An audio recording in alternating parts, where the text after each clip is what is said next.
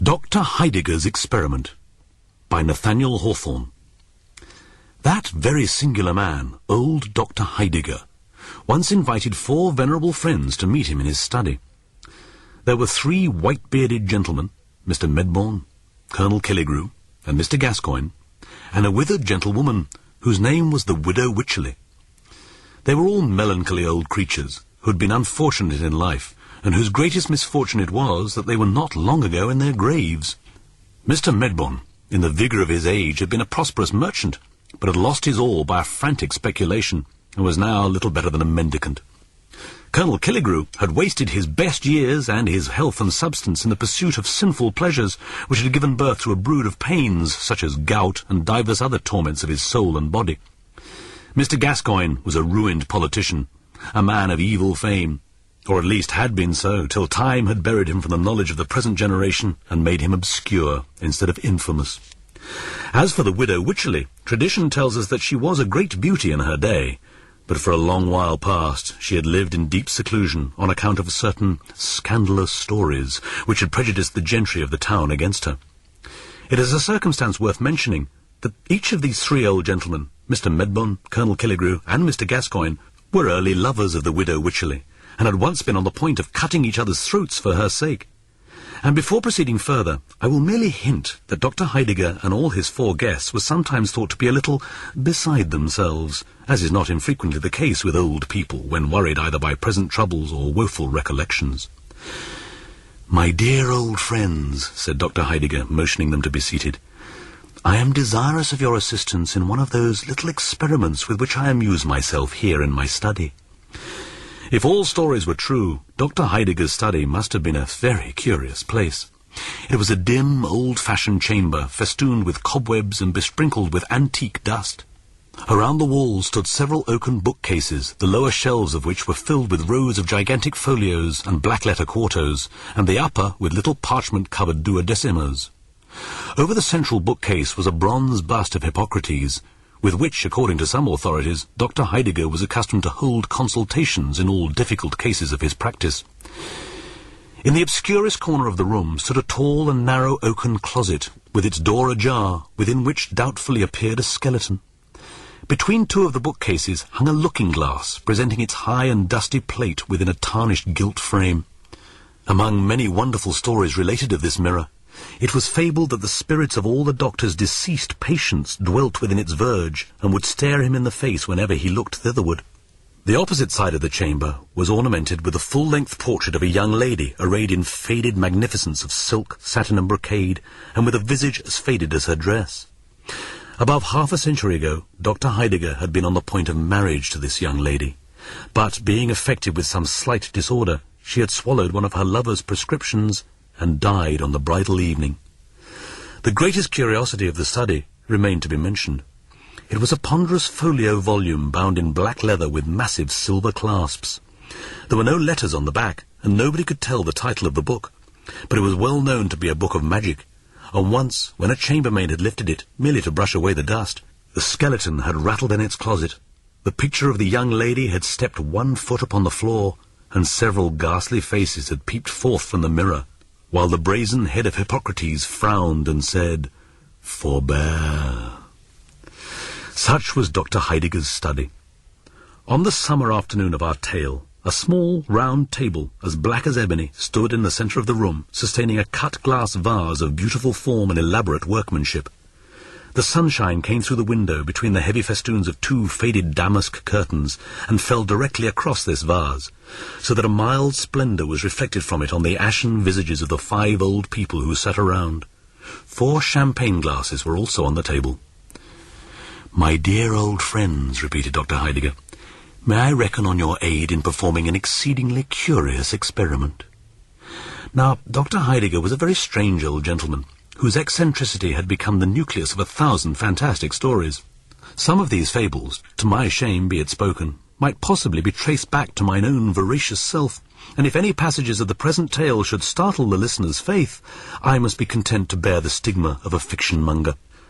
When the doctor's 4 guests heard him talk of his proposed experiment, they anticipated nothing more wonderful than the murder of a mouse in an air pump, or the examination of a cobweb by the microscope, or some similar nonsense, with which he was constantly in the habit of pestering his intimates. But without waiting for a reply, Dr. Heidegger hobbled across the chamber, and returned with the same ponderous folio bound in black leather, which common report affirmed to be a book of magic. Undoing the silver clasps, he opened the volume, and took from its black-letter pages a rose, or what was once a rose, though now the green leaves and crimson petals had assumed one brownish hue, and the ancient flower seemed ready to crumble to dust in the doctor's hands. "This rose," said Dr. Heidegger with a sigh, "this same withered and crumbling flower blossomed 55 years ago. It was given me by Sylvia Ward, whose portrait hangs yonder, and I meant to wear it in my bosom at our wedding. 55 years it has been treasured between the leaves of this old volume. Now, would you deem it possible that this rose of half a century could ever bloom again?" "Nonsense," said the widow Wycherley, with a peevish toss of her head. "You might as well ask whether an old woman's wrinkled face could ever bloom again." "See," answered Dr. Heidegger. He uncovered the vase, and threw the faded rose into the water which it contained. At first it lay lightly on the surface of the fluid, appearing to imbibe none of its moisture. Soon, however, a singular change began to be visible. The crushed and dried petals stirred and assumed a deepening tinge of crimson, as if the flower were reviving from a death-like slumber. The slender stalk and twigs of foliage became green, and there was the rose of half a century, looking as fresh as when Sylvia Ward had first given it to her lover. It was scarcely full-blown, for some of its delicate red leaves curled modestly around its moist bosom, within which 2 or 3 dewdrops were sparkling.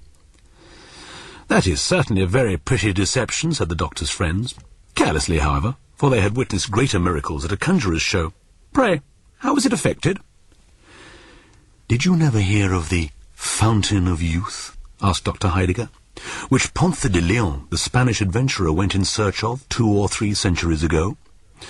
"But did Ponce de Leon ever find it?" said the widow Wycherley. "No," answered Dr. Heidegger, "for he never sought it in the right place. The famous Fountain of Youth, if I am rightly informed, is situated in the southern part of the Floridian Peninsula, not far from Lake Macaco. Its source is overshadowed by several gigantic magnolias, which, though numberless centuries old, have been kept as fresh as violets by the virtues of this wonderful water. An acquaintance of mine, knowing my curiosity in such matters, has sent me what you see in the vase." said Colonel Killigrew, who believed not a word of the doctor's story. "And what may be the effect of this fluid on the human frame?" "You shall judge for yourself, my dear Colonel," replied Dr. Heidegger. "And all of you, my respected friends, are welcome to so much of this admirable fluid as may restore you to the bloom of youth. For my own part, having had much trouble in growing old, I am in no hurry to grow young again. With your permission, therefore, I will merely watch the progress of the experiment." While he spoke, Dr. Heidegger had been filling the 4 champagne glasses with the water of the Fountain of Youth. It was apparently impregnated with an effervescent gas, for little bubbles were continually ascending from the depths of the glasses and bursting in silvery spray at the surface. As the liquor diffused a pleasant perfume, the old people doubted now that it possessed cordial and comfortable properties, and though utter sceptics as to its rejuvenescent power, they were inclined to swallow it at once. But Dr. Heidegger besought them to stay a moment. "Before you drink, my respectable old friend," said he, "it would be well that, with the experience of a lifetime to direct you, you should draw up a few general rules for your guidance in passing a second time through the perils of youth. Think what a sin and shame it would be if, with your peculiar advantages, you should not become patterns of virtue and wisdom to all the young people of the age." The doctor's 4 venerable friends made him no answer, except by a feeble and tremulous laugh, so very ridiculous was the idea that, knowing how closely repentance treads behind the steps of error, they should ever go astray again. "Drink, then," said the doctor, bowing. "I rejoice that I have so well selected the subjects of my experiment." With palsied hands, they raised the glasses to their lips. The liquor, if it really possessed such virtues as Dr. Heidegger imputed to it, could not have been bestowed on 4 human beings who needed it more woefully.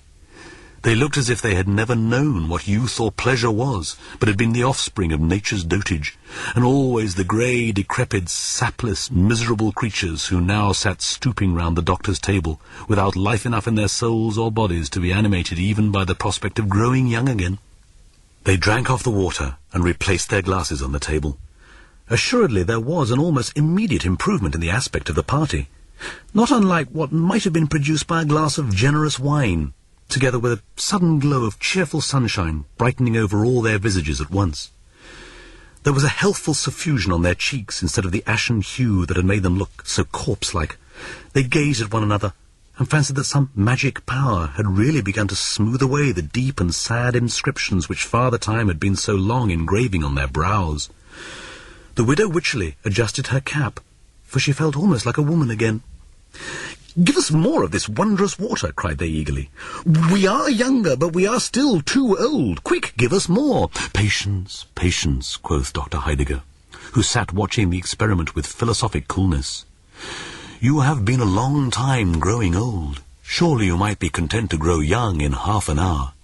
But the water is at your service." Again he filled their glasses with the liquor of youth, enough of which still remained in the vase to turn half the old people in the city to the age of their own grandchildren.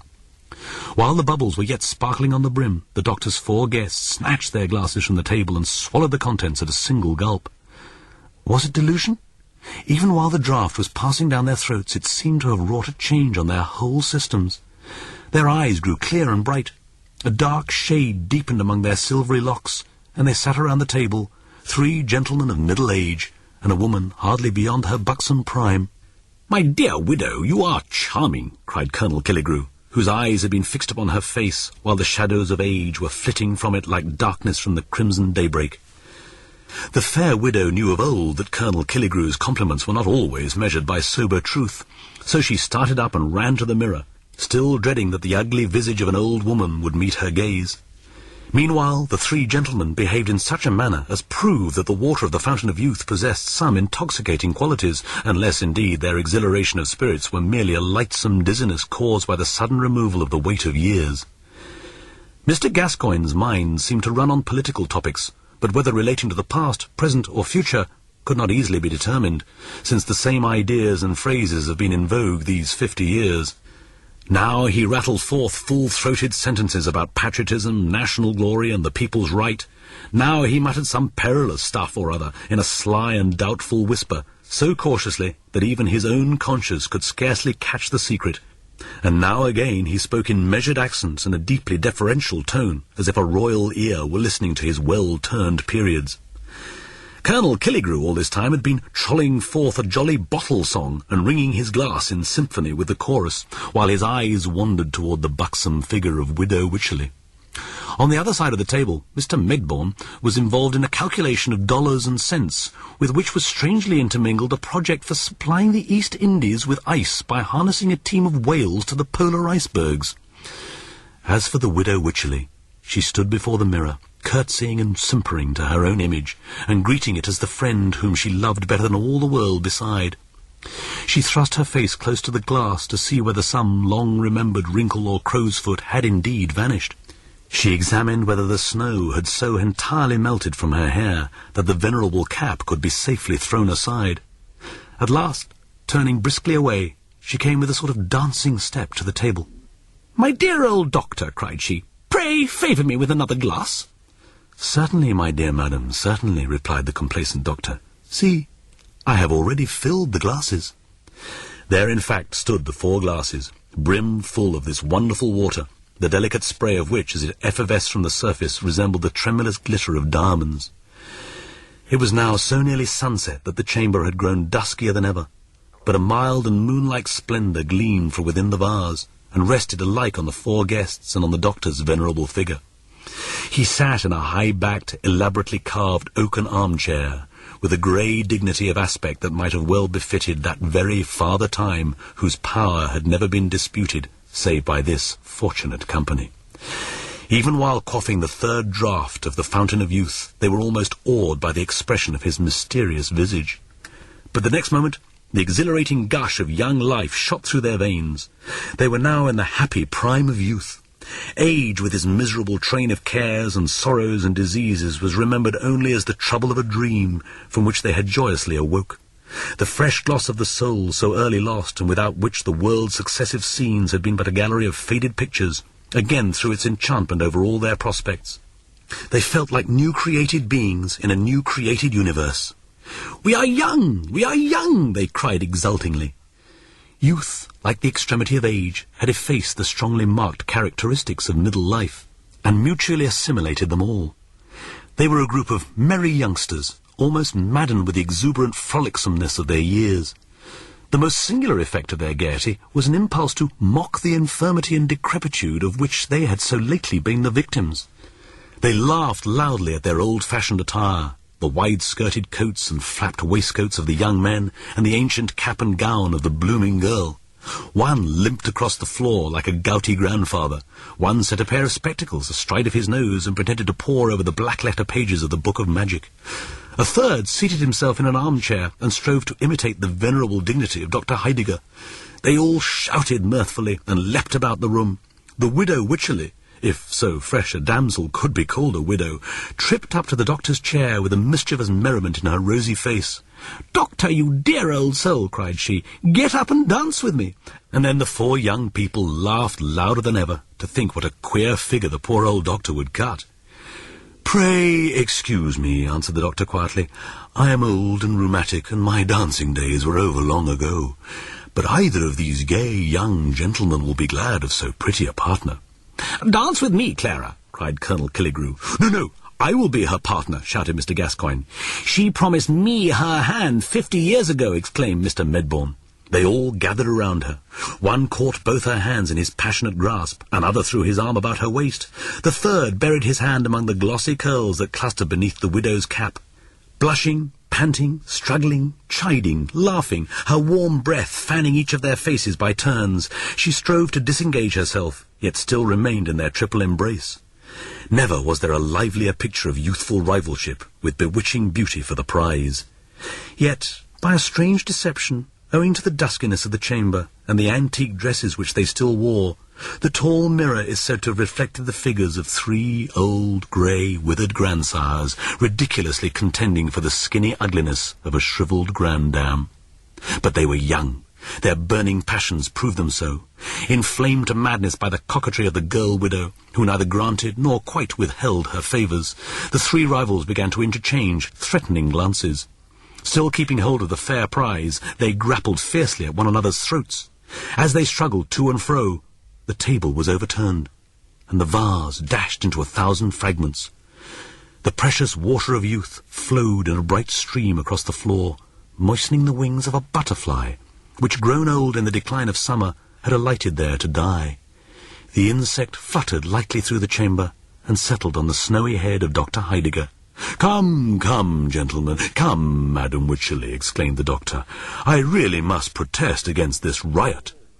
They stood still and shivered, for it seemed as if grey time were calling them back from their sunny youth, far down into the chill and darksome vale of years. They looked at old Dr. Heidegger, who sat in his curved armchair, holding the rose of half a century, which he had rescued from among the fragments of the shattered vase. At the motion of his hand, the 4 rioters resumed their seats, the more readily because their violent exertions had wearied them, youthful though they were. "My poor Sylvia's rose," ejaculated Dr. Heidegger, holding it in the light of the sunset clouds. "It appears to be fading again." And so it was. Even while the party were looking at it, the flower continued to shrivel up till it became as dry and fragile as when the doctor had first thrown it into the vase. He shook off the few drops of moisture which clung to its petals. "I love it as well thus, as in its dewy freshness," observed he, pressing the withered rose to his withered lips. While he spoke, the butterfly fluttered down from the doctor's snowy head and fell upon the floor. His guests shivered again. A strange chillness, whether of the body or spirit they could not tell, was creeping gradually over them all. They gazed at one another, and fancied that each fleeting moment snatched away a charm and left a deepening furrow where none had been before. Was it an illusion? Had the changes of a lifetime been crowded into so brief a space? And were they now 4 aged people sitting with their old friend Dr. Heidegger? "Are we grown old again so soon?" cried they dolefully. In truth, they had. The water of youth possessed merely a virtue more transient than that of wine. The delirium which it created had effervesced away. Yes, they were old again. With a shuddering impulse that showed her a woman still, the widow clasped her skinny hands before her face and wished that the coffin lid were over it, since it could no longer be beautiful. "Yes, friends, ye are old again," said Dr. Heidegger, "and lo, the water of youth is all lavished on the ground. Well, I bemoan it not, for if the fountain gushed at my doorstep, I would not stoop to bathe my lips in it. No, though its delirium were for years instead of moments. Such is the lesson ye have taught me." But the doctor's 4 friends had taught no such lesson to themselves. They resolved forthwith to make a pilgrimage to Florida, and quaff at morning, noon, and night from the fountain of youth.